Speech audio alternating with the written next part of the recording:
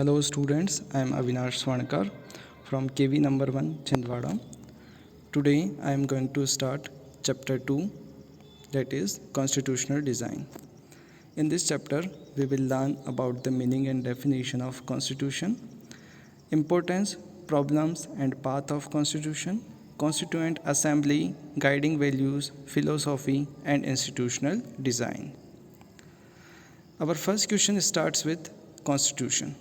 What is constitution? Constitution is the supreme law of a country containing fundamental rules governing the policy and society in a country. नीतियों को संचालित करने के लिए, जो नीतियाँ लोगों के लिए बनती हैं उनको संचालित करने के लिए जो आधारभूत नियम हैं उनसे संबंधित सर्वोच्च कानून संविधान कहा जाता है. What is the importance of the constitution? The first one is it creates trust and coordination. जहाँ पर संविधान है वहाँ पर विश्वास और सामंजस्य की भावना जो है वो विकसित होती हैं. Specification specifies how the government will be constituted, who will have power to which decision. एक गवर्नमेंट जो है किस तरीके से अपना काम करे और कौन जो शक्तियां हैं उनका उपयोग करे, ये सभी बातें संविधान में बताई जाती हैं. राइट्स एंड ड्यूटीज़ के बारे में भी संविधान में बताया गया है.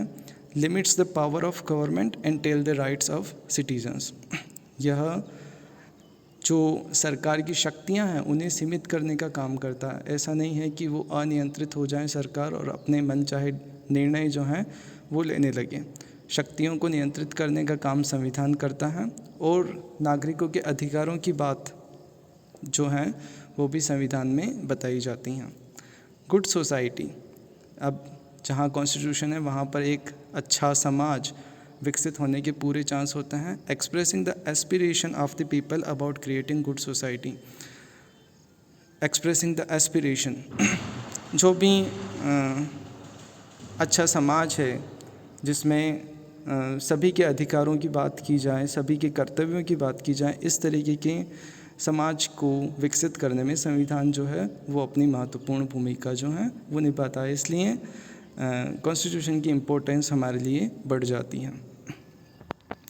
देखिए ये इंडिया के दो मैप दिए हुए हैं, एक 1945 है और 45 का मैप है और एक उसके बाद जब स्वतंत्रता मिली उसके बाद हमारे भारत में कौन कौन से हिस्से रहे हैं उनसे संबंधित मानचित्र हैं.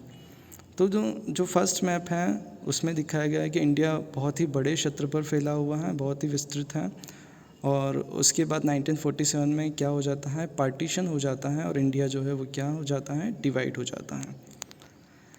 Making of the Indian constitution difficult and certain task. हमारे लिए संविधान का निर्माण करना एक बहुत ही कठिन टास्क थी. क्यों थी?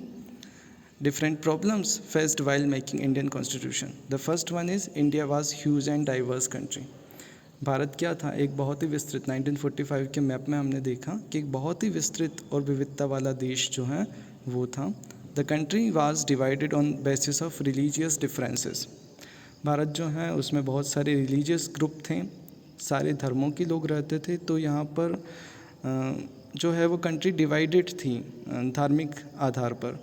The merger of princely states with India और पाकिस्तान और remain independent was difficult to decide. यह डिसाइड करना मुश्किल होता जा रहा था क्योंकि जब ब्रिटिशर्स ने 1947 के समय पार्टीशन की बात की तब उन्होंने प्रिंसली स्टेट्स के लिए ये कहा था कि प्रिंसली स्टेट्स चाहे तो पाकिस्तान के साथ जा सकते हैं, चाहे इंडिया के साथ आ सकते हैं, चाहे वो अपना इंडिपेंडेंट जो स्टेट है उसको रख सकते हैं.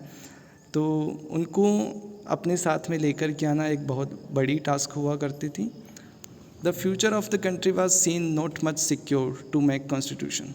हमारे यहाँ पर इतनी ज़्यादा प्रॉब्लम्स थी कि हम ये नहीं सोच पा रहे थे कि भविष्य में हम संविधान जो है वो बना भी पाएंगे या नहीं बना पाएंगे.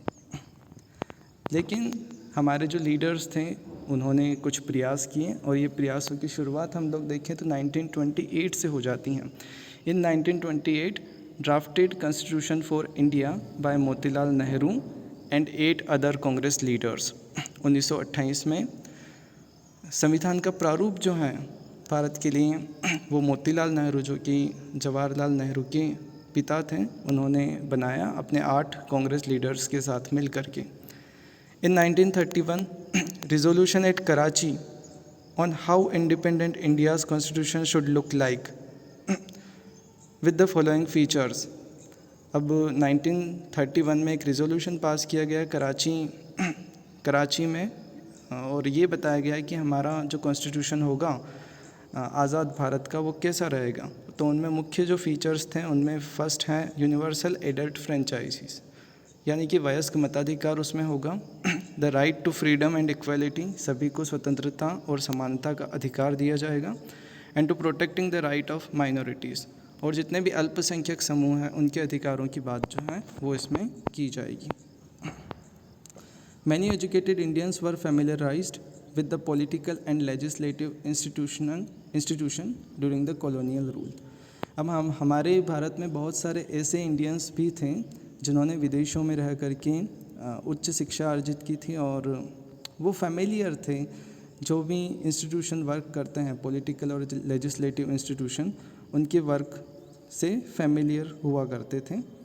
Years of thinking and deliberation on the framework of constitution had another benefit।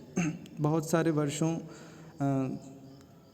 तक हमने जो कार्य होता रहा है एक डेमोक्रेसी में, उनको अच्छे से समझा, उनको विचारा, और ये हमारे लिए जो है वो बहुत ज़्यादा लाभ देने वाला जो है वो था।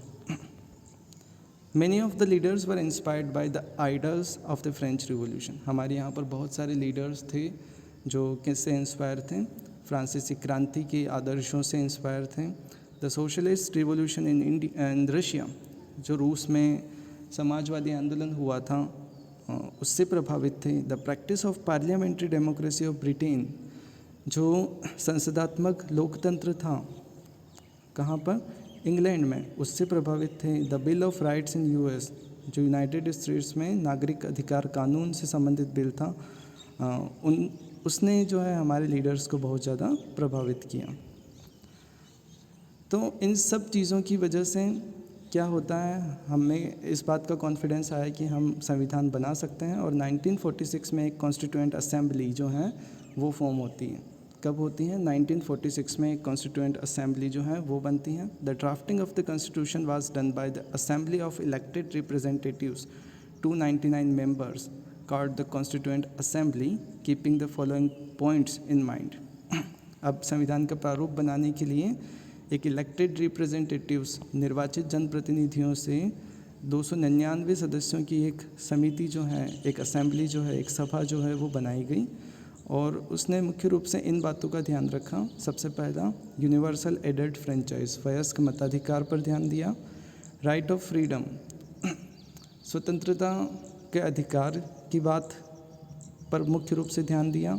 Equality and to protecting the right of minority, समानता और अल्पसंख्यकों के अधिकारों पर मुख्य रूप से क्या किया गया, इसमें ध्यान दिया गया। The assembly was dominated by the Indian nationalist Congress, मुख्य रूप से इसमें डोमिनेंसी में कौन सी पार्टी थी, इंडियन नेशनलिस्ट कांग्रेस थी, लेकिन it has many non Congress members, लेकिन इसमें बहुत सारे कांग्रेस से हटके भी सदस्य जो हैं वो सम्मिलित थे। The constitution does not reflect the views of its members alone, it express the aspiration of all the peoples. हम लोग ये कहते हैं कि अगर 299 सदस्यों ने बनाया है तो उन्हीं के विचारों को इसमें सम्मिलित किया गया है, या फिर उन्हीं के विचारों से हमारा संविधान बना है, ऐसा बिल्कुल भी नहीं है।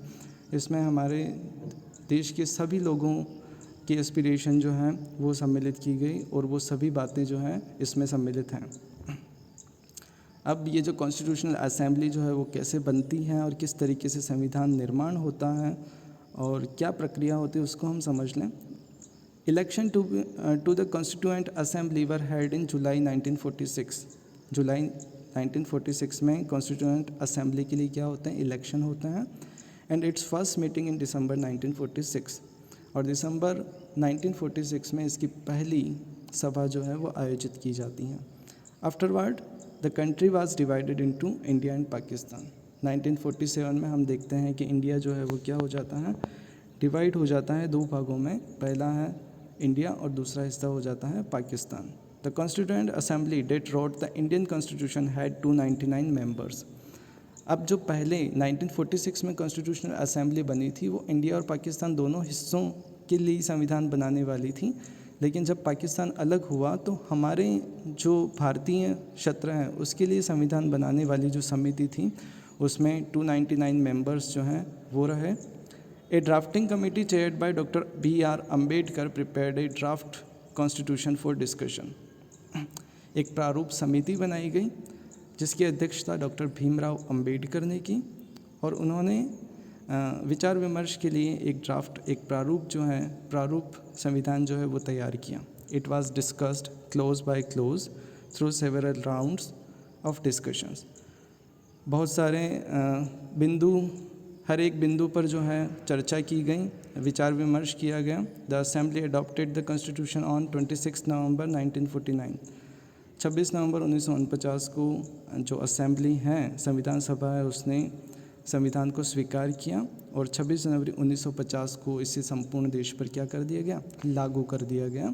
और तभी से हम लोग रिपब्लिक डे जो है वो हर साल मनाते आ रहे हैं। Why should we accept this constitution? हमने इस कॉन्स्टिट्यूशन को एक्सेप्ट क्यों किया? क्योंकि ये तो बहुत पुराना हो चुका है, लेकिन फिर भी हम लोग आज तक इसे एक्सेप्ट किए हुए हैं। इसके पीछे की रीजंस की अगर हम लोग बात करें, over the last 64 years no large social group और political party has ever question the legitimacy of the constitution. लगभग 64 सालों से भी ज़्यादा वर्ष हो चुके हैं इस संविधान को बने हुए, लेकिन किसी भी बड़े सामाजिक समूह ने और राजनीतिक पार्टी ने आज दिन तक संविधान के ऊपर प्रश्न नहीं उठाया है कि ये जो है सभी के अधिकारों की बात नहीं कर रहा है। The constituent assembly represented the people of India. The constituent assembly जो है वो क्या करती हैं, सारे लोगों को रिप्रेजेंट करती हैं जो हमारे देश में निवासरत हैं। No universal aided franchises but fair geographical share of members from all the regions of the country. अब इस संविधान सभा में जो सदस्य थे वो भारत के सभी क्षेत्रों से निकल करके आए थे, तो हम कह सकते हैं कि ये पूरे देश का प्रतिनिधित्व करती थी। Assembly represented members from different language groups, caste, classes, religion and occupations। जो संविधान सभा थी वो संविधान सभा के जितने भी सदस्य थे वो अलग अलग भाषा समूह के, अलग अलग जाति समूह के, वर्गों के, धर्मों के और अलग अलग व्यवसायों के लोग थे। तो हम कह सकते हैं कि उसमें भारत की जो विविधता थी उसका पूरा ध्यान रखा गया। And finally, the Constituent Assembly worked in a systematic, open and consensual manner। जो भी संविधान सभा थी उसने एक तरीके से व्यवस्थित रूप से और खुले तरीके से उन्होंने क्या किया, काम किया, ताकि उस पर कोई प्रश्न ना उठा सके। अब इंडियन कॉन्स्टिट्यूशन की अगर हम लोग बात करते हैं जो संविधान सभा ने बनाया था, तो more than 2000 amendments were considered. इसमें 2000 से भी ज़्यादा अमेंडमेंट जो है, परिवर्तन जो है वो किए गए। The members deliberated for 114 days spread over 3 years। लगभग 114 दिन तक 3 वर्षों में गहन विचार विमर्श जो है इस पर किया गया। Every document and word spoken in constituent assembly has been recorded. हर एक वर्ड जो है उसको रिकॉर्ड किया गया। And preserved which is called constituent assembly debate. जो संविधान सभा वाद हैं उनमें सभी जो बातें थी, जो भी बातें बोली गई थी, उन सभी को रिकॉर्ड किया गया। And this debate provide are 12 बल्कि वॉल्यूम्स। हमारे पास इसके 12 वॉल्यूम जो हैं वो उपलब्ध हैं इन रिकॉर्डेड जितनी भी बातें रखी गई उन सभी की।